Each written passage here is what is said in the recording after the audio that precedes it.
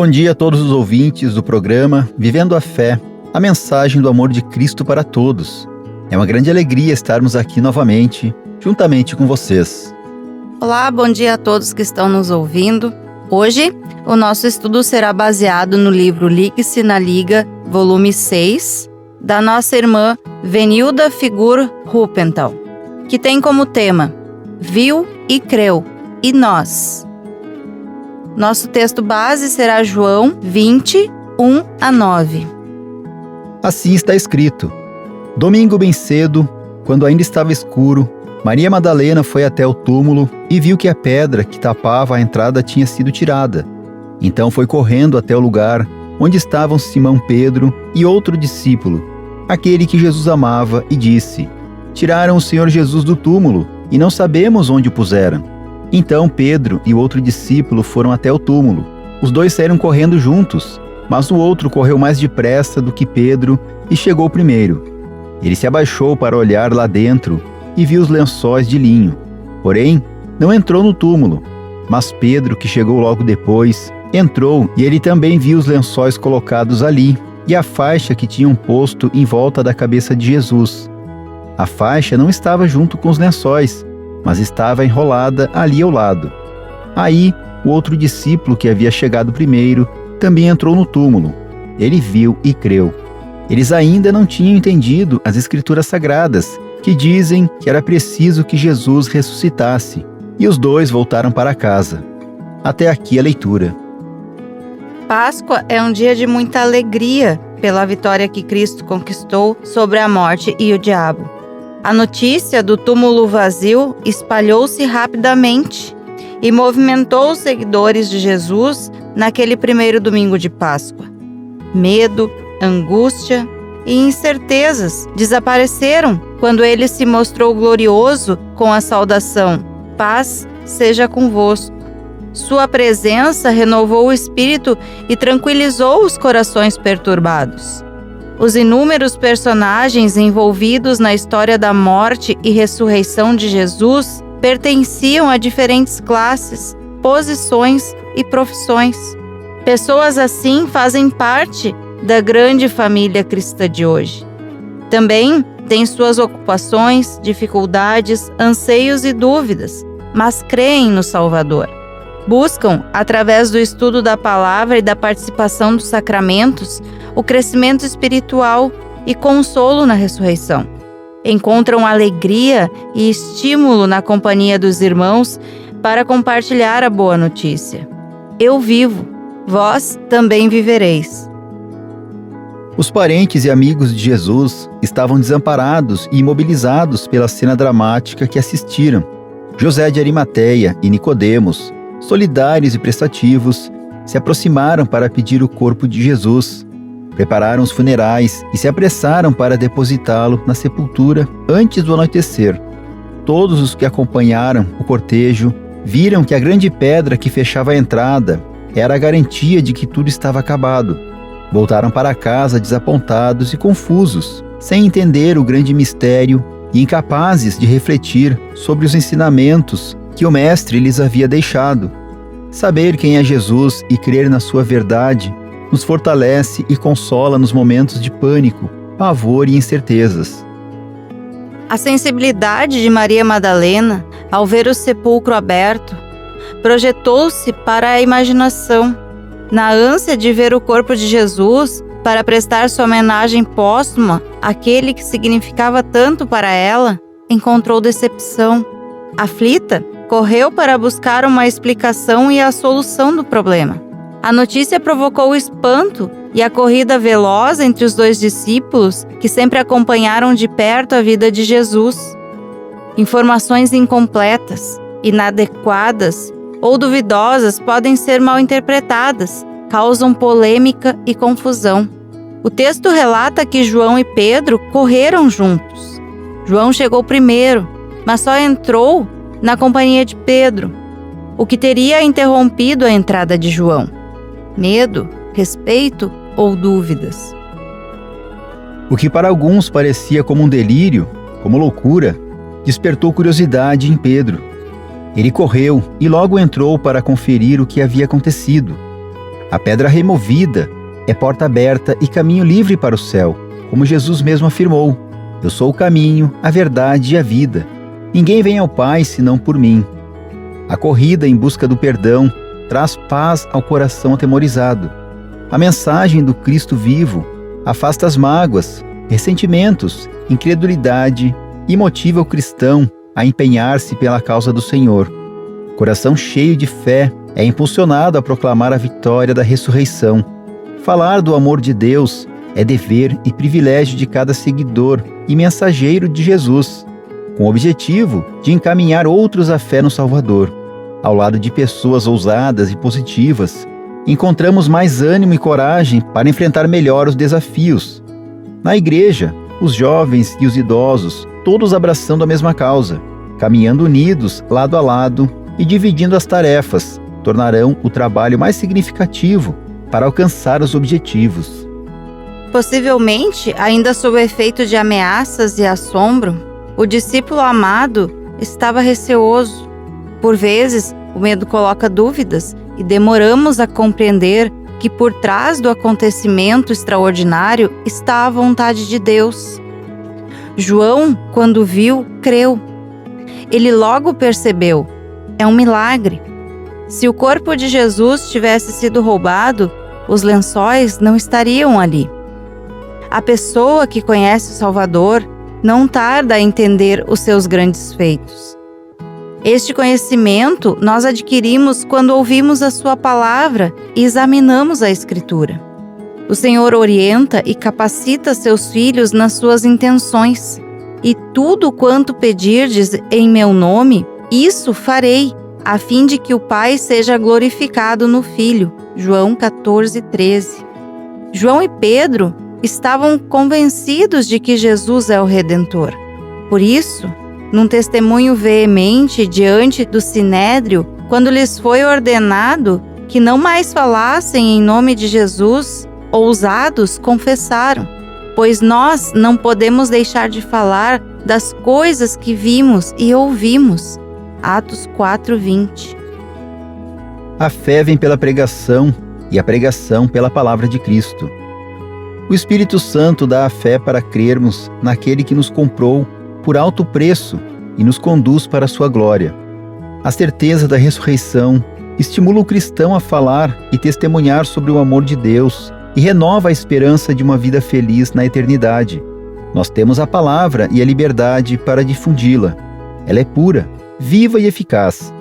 Basta crer e confessar que Jesus Cristo é o verdadeiro Filho de Deus. O que para nós é impossível, para Deus é possível. E felizes os que creem sem ver. A comunicação é fator importante para expandir o reino de Deus. A convicção de que cremos abre nossos lábios. A palavra de Deus é simples. Ocasiões não faltam para divulgá-la. As estratégias são muitas: escrita, falada, pregada, cantada. Ela é poderosa e gratificante. Atitudes e ações também falam alto, revelam e concretizam o que cremos e sentimos. Cabe investir cada vez mais no conhecimento, no ensino, na qualificação de recursos humanos, com nossas ofertas e orações para propagar o nome de Jesus conforme sua ordem. Vão pelo mundo e anunciem a boa notícia do Evangelho a todas as pessoas. Marcos 16:15. Serve como uma reflexão, um questionamento. Como demonstrar a fé, alegria e conhecimento que recebemos de Jesus? Se nós formos refletir no que a gente acabou de ler, a questão dos discípulos não negarem Jesus, nem mesmo quando eles foram ordenados a isso. Nós enxergamos que uma maneira de a gente demonstrar principalmente a nossa alegria é falando de Jesus. E aí a gente também está demonstrando a nossa fé, mas a alegria a gente demonstra toda vez que a gente fala de Jesus. Porque se nós apenas falarmos de Jesus da boca para fora, não expressa o que nós realmente sentimos, o que realmente Jesus fez por nós, nos dando a vida, nos dando a salvação. E esse falar de Jesus para as pessoas é demonstrar não somente com palavras, mas com gestos, com ações, demonstrar o grande amor que Ele teve por cada um de nós. É interessante nós analisarmos que quando a gente fala de Jesus, a nossa vida, ela está sendo colocada como um espelho para as pessoas. Mas eu acho ainda mais interessante quando a pessoa tem vergonha de falar de Jesus. Quando a pessoa diz que não sabe falar de Jesus. Quando ela diz que não sabe como falar de Jesus. Sendo que se a gente vive a vida com Jesus, não existe maneira correta de falar de Jesus. E sim, falar.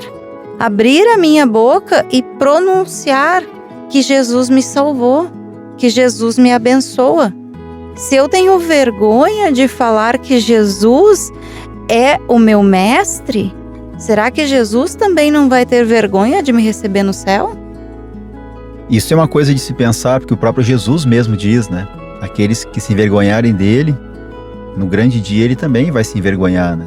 Aqueles que negarem Jesus, ele vai dizer que eu nunca os conheci. O estudo fala a respeito do crer sem ver. E essa é a grande questão para nós, porque naquela época os discípulos viram. Naquela época os discípulos estiveram com Jesus. Eles foram testemunhas oculares. Hoje nós não vemos a Jesus com os nossos olhos. Vemos com os olhos do nosso coração, com os olhos da fé. E o próprio Jesus fala para Tomé, felizes são aqueles que mesmo sem ver creram. E esses felizes de hoje em dia, os bem-aventurados, somos nós. Porque nós temos este presente maravilhoso que é a fé. Essa certeza de que nós iremos receber tudo aquilo que nós esperamos. A certeza de que existem coisas que a gente não pode ver, assim como nós lemos em Hebreus 11:10. E é nessa certeza que nós precisamos firmar a nossa fé, na certeza de que tudo aquilo que Jesus fez foi por nós. Tudo aquilo que Jesus fez foi para nos resgatar da escravidão em que nós nos encontrávamos. E hoje podemos viver nesta alegria, na alegria da Páscoa, na alegria de que Jesus Cristo, Ele ressuscitou, para que nós possamos um dia também ressuscitarmos para a vida eterna. E é essa alegria que nós temos que ter quando nós falamos do nosso Salvador. É essa alegria que a gente tem que demonstrar toda vez que nós falamos de Jesus para as pessoas. Demonstrar que Ele fez toda a diferença e Ele faz toda a diferença na minha vida. Que eu posso ser feliz porque eu tenho a fé no Cristo, no verdadeiro Jesus, no verdadeiro Deus. Então, toda vez que eu falo de Cristo, isso tem que ser passado para as pessoas como se fosse a melhor coisa da minha vida. Porque é a melhor coisa da minha vida. É crer em Jesus, é saber que eu vivo junto com Ele, que eu também vou ter a ressurreição, porque Ele se entregou por mim.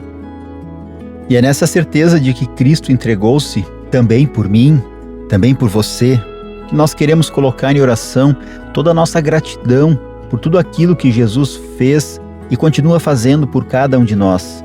Tudo aquilo que Deus fez através de Cristo, tudo aquilo que o Espírito Santo tem feito nos mantendo na fé, trazendo pessoas das trevas para a maravilhosa luz de Cristo. E neste momento nós queremos nos colocar em oração, na certeza de que Deus escuta, na certeza de que Deus nos ouve e que nele nós podemos confiar, levar todas as nossas incertezas, todas as nossas dores, toda a nossa insegurança, toda a nossa pesada carga, na certeza de que Ele nos dará o descanso. Nosso bom e maravilhoso Deus, nós te agradecemos por teres enviado teu Filho amado ao mundo para morrer pelos nossos pecados, dando-nos o privilégio de sermos teus filhos. Bendito Jesus, obrigada pelo teu sacrifício e pelo teu imenso amor. Senhor Deus, Espírito Santo, orienta-nos para que possamos com alegria anunciar Jesus às outras pessoas. Ilumina-nos para que encontremos a melhor forma de testemunhar a importância de Jesus na vida de cada um. Por amor de Jesus, é o que agradecemos e pedimos. Amém. Como sempre, agradeço ao nosso bom Deus por nos proporcionar mais este momento e agradeço também a todos que estão nos ouvindo, desejando um abençoado dia. Agradeço, Senhor, por nos permitir que estejamos novamente aqui. Agradeço a todos que estão nos ouvindo e desejo um restante de semana muito abençoada.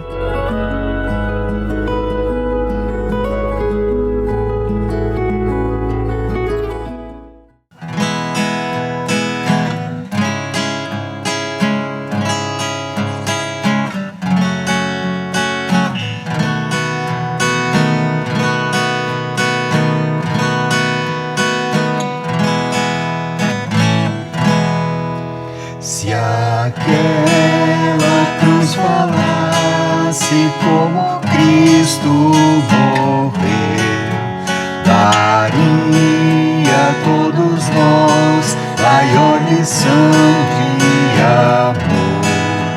De sangue foi manchado, os pregos suportou, para erguer sobre o Calvário o Salvador.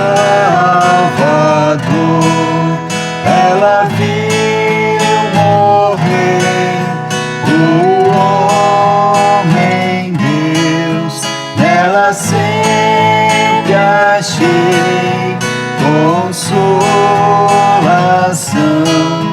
Ela viu morrer o homem Deus, nela sempre achei consolação.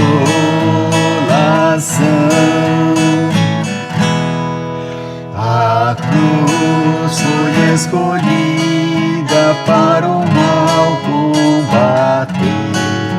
Jesus foi condenado sem crimes cometer.